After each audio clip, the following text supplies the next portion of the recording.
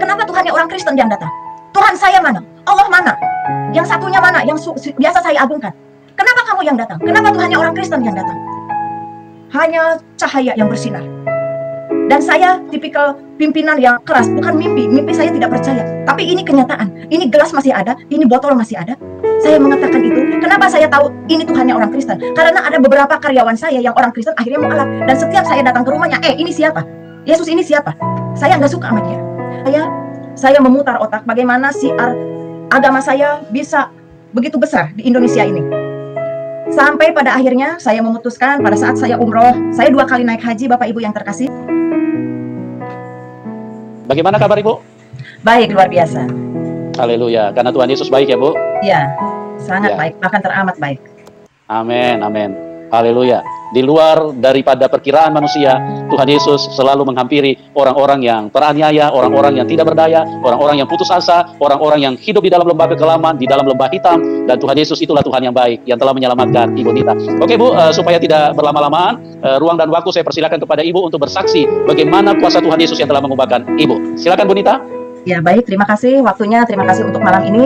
Terima kasih kepada Tuhan saya, Yesus Kristus, dan kuasa Roh Kudus yang selalu menyertai kehidupan saya dan anak-anak serta keluarga saya. Sampai hari ini saya kuat, sampai hari ini saya ada, karena Tuhan Yesus selalu membimbing saya dalam kehidupan saya.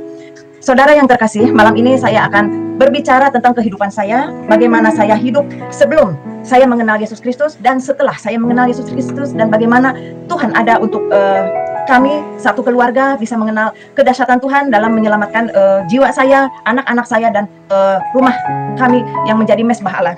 Saudara yang terkasih, malam ini saya akan memulai memperkenalkan diri saya.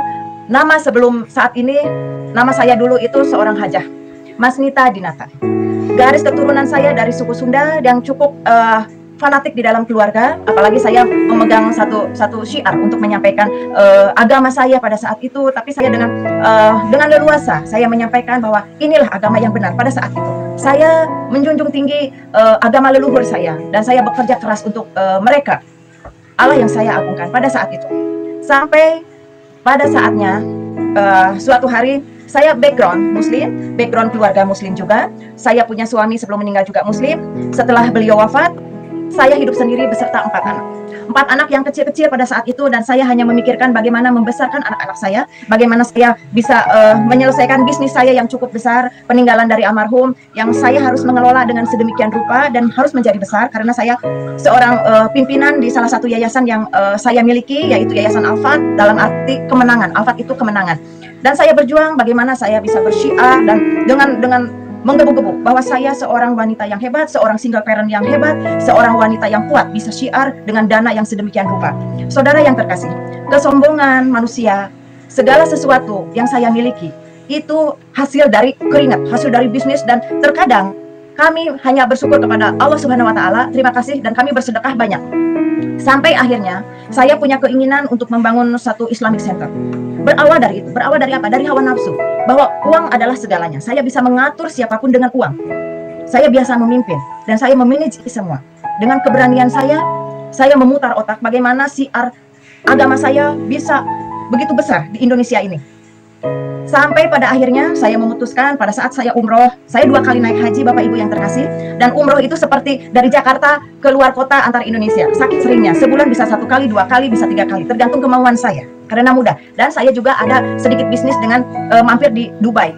Saya kenal dengan beberapa investor di sana, dan di situ saya melihat ada satu peluang. Saya mencari investor untuk saya bisa punya keinginan membangun Islamic Center itu untuk join. Sampai pada akhirnya saya dikenalkan seseorang pengusaha dari Uni Emirat, dari katakanlah Middle East ya. Saya join, saya bicarakan siapa saya di Indonesia, bagaimana sepak terjang bisnis saya, dan apa keinginan saya. Mereka begitu antusias. Oke, kalau untuk syiar kami akan membantu, bla bla bla bla, dan sebagainya.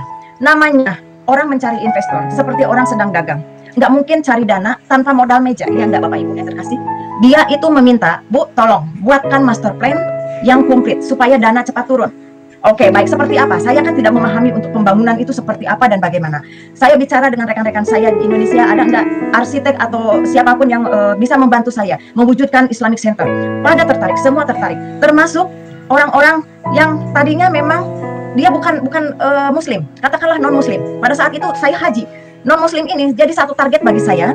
Kalau dia berhasil, Saya bicarakan, karena waktu itu saya seorang jihad lah, dikatakanlah saya berjuang bagaimana bisa mu'alaf, seseorang itu bisa mu'alaf. Sampai akhirnya orang itu mau, dan Bu, saya akan buatkan gambarnya, gambar masjid, gambar ini, gambar itu, dan lain sebagainya. Nanti di pertengahan saya akan bukakan bagaimana master plan itu, bagaimana seed plan itu. Malam ini saya akan bicarakan bagaimana kasih Tuhan menjangkau saya dan rekan-rekan saya yang akhirnya kembali kepada Kristus. Semenjak itu saya begitu semangat untuk melobi berapa dana yang saya habiskan, saya tidak peduli. Yang jelas Islamic Center saya harus berdiri dengan segala kekuatan. Saya harus menjadikan ini real seperti itu. Jadi ada kesombongan, ada hawa nafsu bahwa semua itu kalau orang punya dana, kalau orang punya duit, sampai saat ini sepertinya dunia ada di tangan. Sampai pada akhirnya semua sudah beres, saya sudah membayar banyak hal di sini, bahkan sampai miliaran pada saat itu. Saya mulai proyek itu tahun 2002. Sampai 2 tahun kemudian 2004, saudara yang terkasih, apa yang terjadi? Rencana kami, rencana saya bukan rencana Tuhan. Rancangan yang saya rancang begitu indah ternyata bukan rancangannya Tuhan. Sampai akhirnya pemutusan hubungan sepihak dari Middle East itu kepada saya. Saudara, apa yang terjadi? Saya tidak merancang untuk bangkrut. Saya merancang untuk hal-hal yang baik, yang indah, dan spektakuler menurut saya. Tapi ternyata di balik ini semua ada rencana Tuhan yang luar biasa. Ada rencana Tuhan Yesus yang begitu menyayangi saya. Bagaimana kehidupan saya sebelum mengenal Kristus, saya begitu punya kasih, saya banyak bersedekah. Tapi hal-hal kemanusiaan saya, kedagingan saya itu begitu besar. Bagaimana Tuhan Yesus begitu sayang kepada saya, sampai semua dihancurkan. Pada saat itu yang ada di pikiran saya, seperti kiamat Bapak Ibu yang terkasih. Saya seperti jatuh dari langit yang ketujuh. Saya tidak tahu, karena rencana dan rancangan saya itu begitu bagus, begitu sempurna. Tapi ternyata ini yang saya alami. Saudara, tahu kepada siapa saya marah yang pertama? Bukan kepada Middle East itu, bukan kepada orang-orang yang membantu saya, tapi saya marah kepada Tuhan saya, kepada Allah Subhanahu wa Ta'ala. Saya begitu marah sekali. Padahal di Alkitab sebelumnya dikatakan orang yang berjihad itu akan Tuhan lindungi, bahkan akan berlimpah-limpah. Tapi kenyataannya bukan berlimpah-limpah, yang ada saya habis, saudara. Habis total. Saya pinjam uang teman juga, saya jual rumah, jual apa yang saya punya. Saudara yang terkasih, yang saya miliki terakhir hanya 4 anak. Saya tidak punya apa-apa lagi. Dari serba ada menjadi serba tidak ada. Sampai saya terakhir, baju-baju saya, baju muslim saya, kerudung saya, semua itu yang mahal-mahal saya lelang habis hanya untuk makan. Semua yang ada saya jual hanya untuk menutup hutang. Miliaran, saudara. Bukan omong kosong. Malam ini saya bicara tentang bagaimana Tuhan menyempurnakan hidup saya. Bagaimana Tuhan memulihkan hidup saya. Saya tidak orang kaya juga hari ini. Tapi bagaimana Tuhan Yesus menyertai hidup saya dan menyelamatkan jiwa saya dan anak-anak saya. Saudara yang terkasih, singkat kata, setelah hancur saya hanya bisa menangis, bisa menyalahkan Allah saya, bisa marah kepada seseorang yang pada saat itu saya sanjung. Kenapa bisa ini terjadi? Di mana kuasamu? Di mana suaramu? Tidak ada. Sampai dalam kesendirian saya, saudara, jangan dikira orang kalau jatuh semua rekan-rekan saya itu masih dekat. Tidak. Pada saat orang bangkrut, pada saat tidak punya apa-apa, satu persatu tanpa dikomando, teman-teman saya, relasi-relasi saya itu pada pergi. Satu persatu, tinggal saya dan anak-anak. Hanya satu yang bisa saya salahkan, yaitu Tuhan saya yang pada saat itu. Saya berjuang untuk Dia. Saya melakukan ini untuk Dia, bukan untuk saya. Tapi di situ ambisi saya juga ada. Karena saya terus terang pada saat itu, saya tidak suka dengan orang Kristen, saudara. Saya sangat membenci Tuhan Yesus. Yang saya pikirkan, bagaimana Islamic Center bisa berdiri. Tapi bagaimana, saudara, pada hari ini, pada malam ini, kasih Tuhan bukan membenci saya, tapi Dia yang pertama menolong saya. Singkat cerita, saudara, pada saat itu saya sudah habis-habisan. Saya tinggal di rumah petak. Di rumah petak yang tidak ada apa-apa, hanya satu lampu. Tahu sendiri rumah petak seperti apa. Saya dan anak-anak tidur di situ, apa-apa aktivitas di situ. Saya tiap malam itu rajin tahajud, saya berdoa, tapi tidak pernah ada jawaban. Kenapa ini bisa terjadi? Kekecewaan, kemarahan, putus asa, dan sebagainya berkecamuk di dalam rumah petak itu. Tidak ada yang menolong saya. Relasi saya pergi semua, teman saya pergi semua. Orang-orang hebat dari organisasi-organisasi relasi saya juga tidak ada yang datang karena tahu Ibu Haji bangkrut. Islamic Center-nya nggak jadi. Beda dengan sebelumnya, semua mengaku saudara, mengaku teman, dan siap membantu seperti pasukan. Tapi begitu komandannya hancur lebur, tanpa dikomando mereka pergi saling menyelamatkan diri. Tapi yang ada pada saat itu, bagaimana saya melangsungkan hidup dengan anak-anak, dengan uang yang tersisa dari miliaran, saudara, tinggal 15.000. 15.000 perak mau beli apa? Bagaimana hidup saya besok? Sudah tidak ada lagi yang bisa saya makan. Satu persatu saya jual untuk bisa mempertahankan hidup. Sampai akhirnya suatu malam saya sudah sangat putus asa, sangat letih untuk berteriak kepada Tuhan saya. Saya capek menangis dan saya capek minta tolong kepada rekan-rekan yang ada hinaan. Mungkin salah jalan kali, mungkin begini-begini. Beda dengan pada saat saya punya uang, dikit-dikit request money. Tapi setelah ini semua, oh kamu mungkin salah jalan. Saling menyalahkan. Saya bilang sudah cukup. Tidak ada yang salah, ini kesalahan saya. Sampai uang habis pun segala sesuatu pun salah. Karena saya tidak tahu untuk apa saya bekerja. Untuk apa saya membuat Islamic Center. Yang pada akhirnya seperti ini. Saudara yang terkasih, dengan uang 15.000 perak itu, dan saya melihat anak-anak, bagaimana ini ke depannya. Suami sudah meninggal, kalau seandainya saya tidak ada, bagaimana nyawa anak-anak saya? Siapa yang akan membesarkan mereka? Sebagai seorang ibu, saya bertanggung jawab penuh. Yang ada di pikiran saya, pada suatu malam, saya sholat tahajud. Dengan kemarahan saya begini, ya Allah, ini sholat saya yang terakhir, di dalam sholat tahajud saya. Istikharah pun sudah tidak ada jawaban. Sholat saya yang terakhir yaitu tahajud. Ya Allah, ini sholat saya yang terakhir. Besok mau ke surga, mau ke neraka, saya sudah tidak peduli. Yang ada saya ingin mati beserta anak-anak saya. Saya tidak mungkin mati sendiri. Saya punya tanggung jawab untuk anak-anak saya. Saya udah nggak peduli mau ke neraka, mau surga, udah nggak peduli mau kemana kayak urusannya. Saya lipat itu mukena, saya lipat itu sajadah. Saudara yang terkasih, saya orangnya yang komitmen. Kalau saya sudah berbicara ya atau tidak, inilah saya. Saya lipat semuanya, saya singkirkan, cukup sampai di sini. Ibadah saya, menyembah saya, tidak ada hal lain lagi. Uang 15.000 itu saya lihat, dan besoknya saya langsung ke toko terdekat membeli racun serangga, obat nyamuk cair. Saya beli waktu itu kurang lebih mungkin 9.000 harganya, masih ada sisa kembali. Dan saya berpikir, udah untuk malam, acara malam, bukan sholat lagi, bukan minta tolong lagi, bukan minta apa-apa lagi, yang ada acara massal, bunuh diri massal. Itu yang ada di pikiran saya. Sampai akhirnya saya tidak ada rasa deg-degan. Saya hidup udah pasrah. Itulah kalau dikatakan di titik nadir saya udah nggak bisa apa-apa lagi. Cuman yang tersisa hanya sebotol cairan, obat nyamuk, dan anak-anak. Dan waktu yang tersisa. Dan saya tidak mau minta tolong kepada Allah saya, kepada siapapun lagi. Saya stop semuanya. Sampai malam itu terjadi, saya kepada anak-anak, yuk kita pada bobok. Cepetan deh kita bobok siang. Kenapa Bu harus bobok siang? Gak apa-apa, pokoknya kita harus tidur siang. Gak usah malam-malam lagi, gak usah bermain. Anak saya waktu itu kecil-kecil sekali. Saudara yang terkasih, ini kejadian lampau sekitar 15 tahun yang lalu, 16 tahun yang lalu.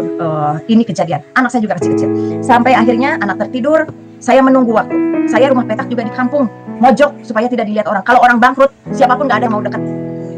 Saya mojok, benar-benar gak ada yang tahu. Tetangga juga gak ada yang tahu, hanya kenalan RT setempat, ya tetangga kanan kiri juga yang namanya rumah petak. Tukang-tukang dagang, ya pikulan-pikulan begitu, itu membuat saya hancur, hati saya hancur. Biasa hidup berkelimpahan, sekarang harus bertetangga dengan mereka, membuat saya merinding. Itulah saat titik nadir di hidup saya. Sampai malam itu tiba. Biasa saya sholat tahajud pukul 3 sebelum azan subuh, saya udah dungdeng sholat. Sampai akhirnya pada saat malam itu, jam 2 malam, saya mulai aksi. Saya ambil gelas plastik yang ada, itu juga gelas dikasih tetangga, karena saya betul-betul nggak punya apa-apa. Saya pergi dengan begitu saja. Dengan gelas plastik, dengan cairan, saya hanya berpikir satu persatu akan saya selesaikan anak-anak saya dan yang terakhir saya. Saya tidak pernah berpikir kalau ia kebagian racun serangganya, kalau nggak kebagian apa nggak jadi urusan. Saya tidak pernah berpikir, bahkan tidak pernah takut mau ke neraka pun. Yang jelas saya dan anak-anak pada malam itu harus mati. Kalau nggak mati, hayo apapun yang terjadi. Saking sudah frustasi hidup saya, sudah tidak ada apa-apa lagi. Sampai akhirnya saudara, namanya seorang ibu mau membunuh anak saja, rasa deg-degan ada ya, rasa ketir ada, sedih menjerit ada, tapi tidak ada yang menolong saya. Satu-satunya jalan pada saat saya mati, anak juga harus mati. Itu seorang ibu berjuang. Lampu yang hanya satu saya matikan, saya juga nggak tega kalau lihat pelajet-pelajet anak kalau saya udah kasih minum. Tapi itu yang terjadi di hidup saya sekian tahun yang lalu. Saya matikan itu lampu. Saya tidak berdoa apa-apa karena saya juga komitmen, saya tidak mau doa apapun. Bahkan saya sudah keluar dari yang lama juga. Tapi saya tidak mau yang lain, saya mau mati, itu saja. Saudara yang terkasih, bagaimana detik-detik saya sedang mempersiapkan gelas itu, bagaimana saya mempersiapkan racun serangga, sementara anak berjejer di karpet, ya bekas-bekas karpet tipis seperti itu. Dengan terguncang, dengan sedih, dengan keadaan sadar dan tidak sadar, saya mau melakukan ini, saudara. Dalam kondisi gelap gulita, hanya bau aroma dari obat nyamuk itu, saya sudah mulai mengucurkan itu. Saudara, itulah titik di mana seseorang menyelamatkan saya. Pada saat saya mengeluarkan air dari obat nyamuk itu, dalam kondisi gelap gulita, dalam kondisi saya tidak tidur, seseorang hadir di hadapan saya. Karena pada saat itu saya hanya memejamkan mata dan mengucurkan obat nyamuk itu ke gelas. Bagaimana seseorang ada di hadapan saya, berbaju putih, berkerudung putih, bersinar, hanya mengatakan, datanglah ke rumahku, maka aku akan menolongmu. Saudara, saat itu saya terhenti dan saya hanya mengatakan, siapa kamu? Dia hanya 2 kali berbicara, datanglah ke rumahku, maka aku akan menolongmu. Hei, kenapa Tuhannya orang Kristen yang datang? Tuhan saya mana? Allah mana? Yang satunya mana? Yang biasa saya agungkan. Kenapa kamu yang datang? Kenapa Tuhannya orang Kristen yang datang? Hanya cahaya yang bersinar. Dan saya tipikal pimpinan yang keras, bukan mimpi saya tidak percaya, tapi ini kenyataan. Ini gelas masih ada, ini botol masih ada. Saya mengatakan itu. Kenapa saya tahu ini Tuhannya orang Kristen? Karena ada beberapa karyawan saya yang orang Kristen akhirnya mualaf. Dan setiap saya datang ke rumahnya, ini siapa? Yesus ini siapa? Saya nggak suka sama dia. Tapi pada saat titik nadir itu, pada saat hidup dan mati itu, justru dialah yang menolong saya satu-satunya.